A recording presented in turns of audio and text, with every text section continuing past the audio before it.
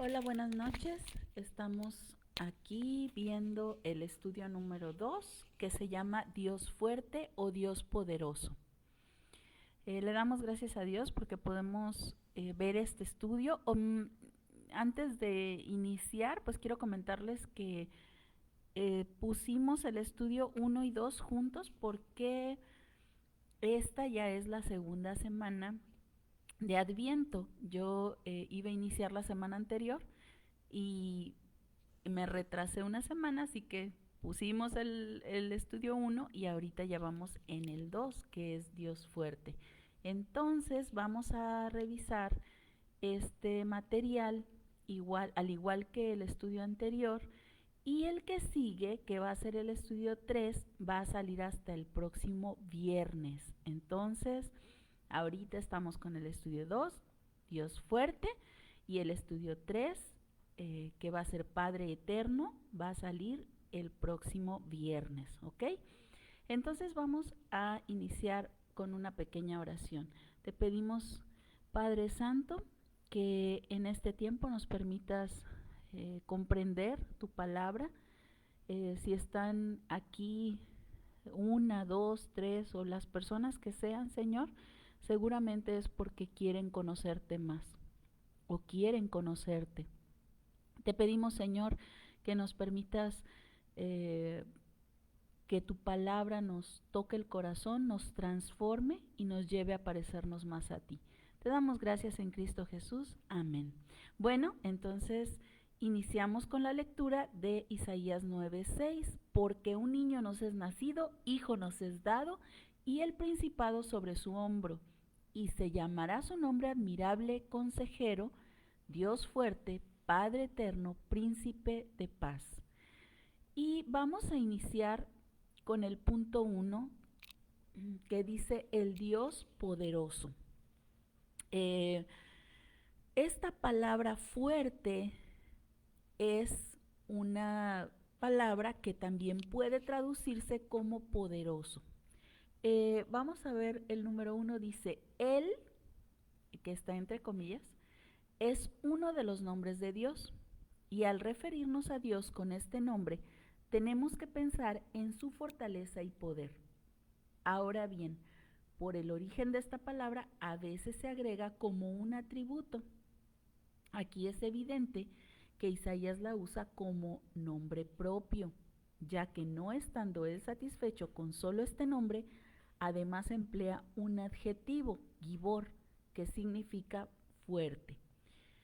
De este modo, Isaías nos está diciendo dos verdades acerca del niño que nacerá, Jesucristo. Por un lado, que es Dios, y por otro lado enfatiza sobre el hecho de su poder. Jesucristo es Dios todopoderoso.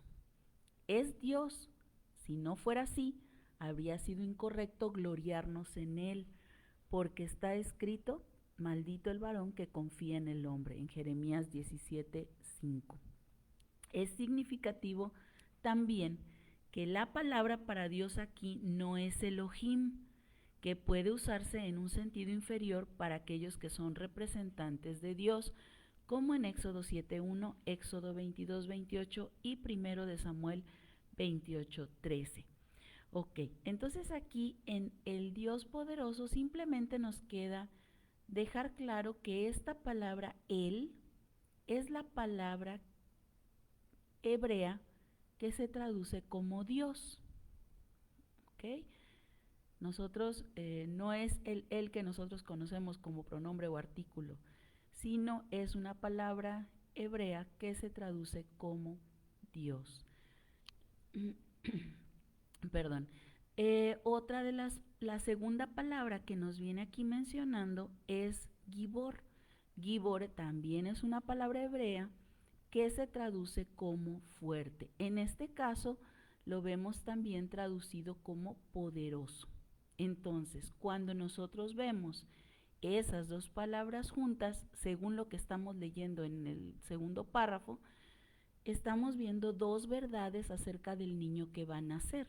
Por un lado, perdón, es Dios, y por otro lado tiene, o más bien tiene poder, o es poderoso. es el Dios Todopoderoso. Y algo interesante es esta cita bíblica donde dice, maldito el varón que confía en el hombre. ¿Por qué? Porque a final de cuentas, el solo hecho de que Dios nos esté diciendo que en Él podemos confiar, que en Él podemos gloriarnos, que Él es nuestro Dios fuerte, en quien podemos poner nuestra confianza, si no fuese Dios, entonces estaríamos haciendo algo incorrecto, ¿no? Confiando en un hombre, y Jesucristo no es hombre. Por otro lado, vemos aquí otra palabra hebrea que es Elohim, y esta, en los textos que tenemos aquí abajo marcados, cada vez que vemos una palabra que dice jueces o que dice príncipes o gobernantes, está utilizando esta palabra Elohim. Eso nos indica que, como en el texto que estamos estudiando, Isaías 9:6, nos está poniendo la palabra él y no Elohim, nos indica que no se está refiriendo a un representante de Dios, sino se está refiriendo al mismísimo Dios, ¿verdad? Al Dios todopoderoso, al Dios fuerte. Bueno, vamos al número 2, verdadero Dios. Dice, no es solamente un Dios fuerte, sino el Dios fuerte. Este nombre nunca es usado por Isaías ni ningún otro escritor del Antiguo Testamento que no sea para Dios. Por ejemplo, lo vemos aplicado a Dios y vienen algunas citas aquí: Isaías 10:21, Deuteronomio 10:17, Jeremías 32:18, Nehemías 9:32 y Salmo 24:8.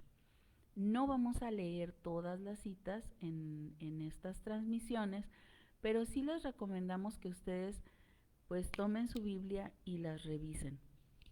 Ustedes ahí van a ver cada vez que se menciona a Dios en esas citas, está hablando, está aplicando este adjetivo de Gibor precisamente a Dios. Entonces podemos ver ahí cómo este niño que ha nacido, a quien se le llama Dios fuerte, pues es el verdadero Dios. Muy bien, ahora, por lo tanto, dice aquí, nos encontramos con la majestad de Dios en este niño que nacerá, ya que realmente mora en él lo que no puede atribuirse sin sacrilegio a solamente una criatura. En otras palabras, la naturaleza del niño prometido es la del único Dios verdadero. Isaías dice con este título que el niño que nos es dado, que en el niño que nos es dado está la plenitud de la deidad.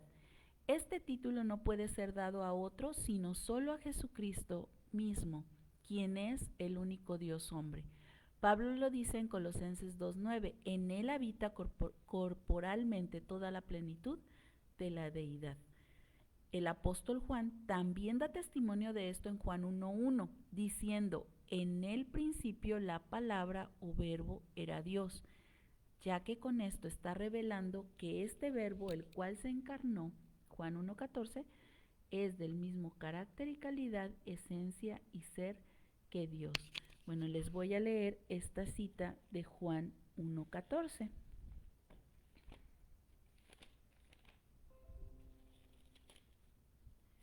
Dice, entonces la palabra se hizo hombre y vino a vivir entre nosotros. Estaba lleno de fidelidad y amor inagotable, y hemos visto su gloria, la gloria del único Hijo del Padre.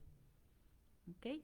Entonces aquí podemos ver cómo esta palabra era Dios, y Él es el verdadero Dios, en resumen. Número 3, verdadero hombre. Era impensable para la mente de un judío que el Dios Todopoderoso se hiciera carne. Para cuando Juan escribe que el Verbo Divino se hizo carne, Era alarmante ya que la palabra empleada comúnmente era relacionada con algo negativo más que con algo positivo. Pero para que fuésemos salvos necesitábamos que nuestro Redentor, quien pagó por nosotros, fuera verdadero Dios, ya que fue a Dios a quien ofendimos, y verdadero hombre, ya que fue el hombre quien ofendió a Dios. Como verdadero hombre nos representó como lo hizo Adán en el Edén. En Romanos 5, 17 al 19. Solo que Cristo no lo hizo en el Edén, sino en el desierto. Fue en el desierto de este mundo en el que, obediente al Padre, vivió la vida que no podíamos vivir. El Hijo de Dios vino a ser como uno de nosotros, pero sin pecado, y en su cuerpo llevó el pecado de todos nosotros, y por su justicia fuimos declarados justos. El niño al que hace referencia Isaías tomó su humanidad de María y, engendrado por Dios, Espíritu Santo, nació sin pecado y fue así como nos representó en la cruz, recibiendo la ira justa de Dios, pagando nuestra deuda eterna. Dice Pablo que Dios, enviando a su Hijo en semejanza de carne de pecado y a causa del pecado, condenó al pecado en la carne. Romanos 8:3. Es como decir que Dios ha bajado a nuestras alcantarillas para sacarnos de nuestra propia inmundicia. La única manera de recibir la justicia de Cristo como tu propia justicia es creyendo en Él. Y esto está en Romanos 3, 22 al 26 y 5, 1. Ahorita voy a ver si puedo compartirles estas citas para también leerlas directamente de aquí de la computadora. Vamos a terminar aquí el punto 3. Dice: ahora bien, volviendo al título que le da Isaías, él lo llama Dios fuerte, por la misma razón por la que antes lo llamó Emmanuel en Isaías 7:14. Si no encontramos en Cristo más que solamente su naturaleza humana, es decir, si alguno no cree que Jesucristo es verdadero Dios, su creencia en varios aspectos sería vana. No habría de qué gloriarse, sería necio vivir creyendo que no es Dios, porque la esperanza de tal persona descansaría sobre un fundamento incierto e inseguro. Pero si creemos que es Dios y Dios Todopoderoso, ahora podemos confiar en Él con seguridad. Muy bien. Entonces, una de las cosas que podemos ver aquí es que Dios, o es que este niño que nació, no solamente era el verdadero Dios, sino también era verdadero hombre. Aquí nos menciona cómo en ese tiempo, pues el hecho de decir que Dios mismo se hizo hombre era algo que para los de ese tiempo no sonaba muy bien. Sin embargo, Dios nunca niega su humanidad. Él se hace hombre y vive entre los hombres. Incluso Él, una de las cosas que la Escritura nos marca muchas veces es cómo Él vivió siendo hombre, pero jamás pecó. Y este hecho de que Cristo haya sido un hombre perfecto es lo que nos permite a nosotros ahora poder recibir esa justicia perfecta que Él ganó. Cuando Él muere en la cruz sin pecado, nos permite ahora a nosotros, más bien cuando Él muere en la cruz sin pecado y es castigado por un pecado que Él no cometió, ahí cargó nuestros pecados y ahora nos permite a nosotros acercarnos con esa justicia que Él tiene, con esa justicia perfecta. Cuando Dios mira al hombre, a aquel hombre pecador como nosotros, tú y yo, y arrepentido, el Señor nos ve con la justicia de Cristo. Y eso es lo que nos hace, lo que nos permite acercarnos a Él. Muy bien, vamos entonces al punto que sigue, ¿Cuál es la necesidad de este Dios fuerte o de este Dios poderoso? Dice, la necesidad de Dios fuerte. Este Dios fuerte es quien creó con su poder el universo. Esto lo dice Juan 1:3. En el principio del verbo, el verbo estaba con Dios, el verbo era Dios. Todo por él fue creado y sin él nada de lo que ha sido creado fue creado. Él mismo creó el universo. Él sacó a su pueblo de la esclavitud de Egipto. También los libró de todos sus enemigos. También los devolvió a su tierra después del exilio babilónico. Es el mismo que ha acompañado a su pueblo a través de los siglos. Ese Dios fuerte es aquel que ha mantenido un pueblo para Dios. Dice, el hombre necesita al Dios fuerte para ser librado del poder del pecado y el último enemigo a vencer, la muerte. Primera de Corintios 15:26. Necesitamos a este valiente guerrero, ya que nuestro adversario, el diablo, el cual tiene mucho poder, pero no es todopoderoso, anda como león rugiente buscando a quien devorar. Primera de Pedro 5:8.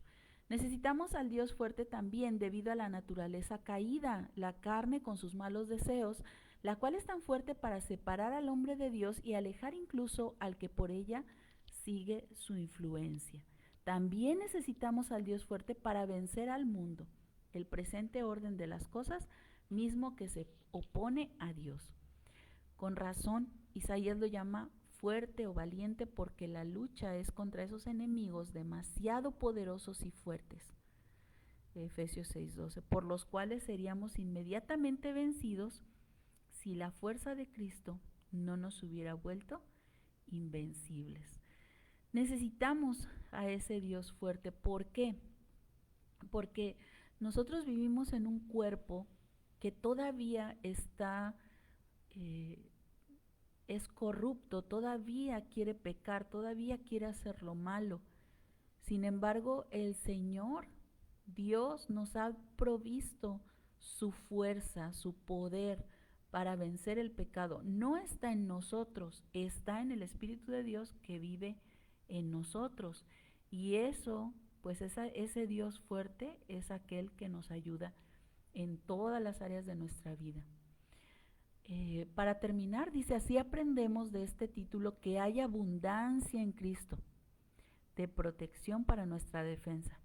Jesucristo vino y venció a estos enemigos, pero primeramente necesitas tener a Cristo, porque sin Él es imposible ganar las batallas contra estos enemigos. Si tú estás escuchando y tú no habías escuchado antes que Dios te ama, que Dios quiere que nos arrepintamos o que te arrepientas de tu pecado, porque precisamente el amor de Dios nos lleva a arrepentirnos de nuestra maldad, a vernos como somos, sucios, llenos de pecado, llenos de maldad, que tendemos a hacer lo malo, que tendemos a desobedecer a Dios y a querer vivir nuestra propia vida. Bueno, lo que Dios quiere es que nosotros hoy vengamos a Él, nos arrepintamos y le busquemos. Dice aquí, al estar en Cristo, Él nos fortalece para continuar la lucha contra la influencia permanente de estos enemigos. A Él le agrada mostrarse fuerte por nosotros. Bueno, y ya entonces tenemos al final las preguntas para reflexionar. Con el título de Dios fuerte, ¿cuáles dos verdades nos dice Isaías acerca del niño que nacerá? Me dan ganas de darles las respuestas. Número 2. El testimonio de Juan 1:1, ¿qué nos está revelando? Número 3. ¿Por qué necesitábamos que nuestro Redentor fuera verdadero Dios? Y 4. ¿Por qué necesitábamos que fuera verdadero hombre? 5. ¿Por qué el niño que nació fue sin pecado? ¿Y por qué necesitamos al Dios fuerte? ¿Ok? Entonces todas estas cosas, bueno, las podemos contestar. Yo creo que en estos días voy a poner las respuestas y si ustedes tienen alguna duda o pregunta pueden enviarme un inbox y comentarlo.